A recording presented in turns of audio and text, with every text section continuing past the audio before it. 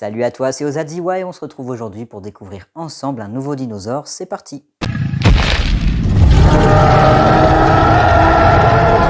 notre voyage d'aujourd'hui, comme pour celui de la semaine dernière, nous allons remonter le temps il n'y a pas si longtemps, puisque nous allons nous retrouver il y a entre 72 et 75 millions d'années, durant le Crétacé supérieur en Mongolie, pour faire ensemble la découverte de l'homalocéphale.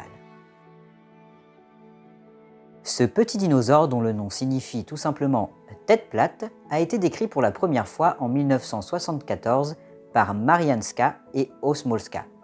Oui, nous avons déjà entendu ce nom dans la vidéo sur les oviraptors que je vous invite à aller regarder, ça s'affiche quelque part par là. Nous allons maintenant passer à sa classification. Notre cher ami l'homalocéphale faisait partie de l'ordre des ornithichiens, du sous-ordre des marginocéphales, de la superfamille Pachycephalosauria, de la famille Pachycephalosauridae, et le genre homalocéphale ne compte qu'une seule espèce, Calatocercos.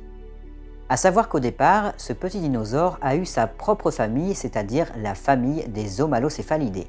Mais malgré mes recherches, je n'ai pas trouvé grand-chose là-dessus. D'après un cladogramme réalisé en 2016, l'homalocéphale fait bel et bien partie de la famille des Pachycephalosauridae. Et donc c'est ce que nous allons retenir. Passons maintenant à sa morphologie. Nous sommes face à un petit herbivore bipède qui en fait n'est peut-être pas un herbivore, puisque certains paléontologues pensent qu'il pouvait être omnivore. Mais bon, comme très peu d'ossements ont été retrouvés, ce n'est pas évident à déterminer avec certitude. Il mesurait entre 1,5 et 3 mètres de long pour un poids qui oscillait entre 30 et 40 kg. Autrement dit, c'était vraiment un petit dinosaure. Comme tous les autres pachycéphalidés, il avait une excroissance osseuse tout autour de son crâne.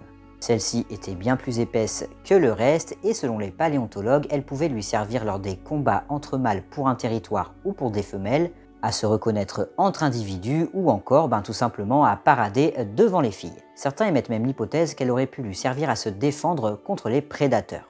Mais ce petit dinosaure a une caractéristique assez particulière. Il a les hanches larges. En gros, l'espace entre ses deux hanches est plus grand que la normale. Cela a fait naître au sein du panel paléontologique l'hypothèse que peut-être ce dinosaure était vivipare. Autrement dit, il ne pondait pas d'œufs, comme nous quoi.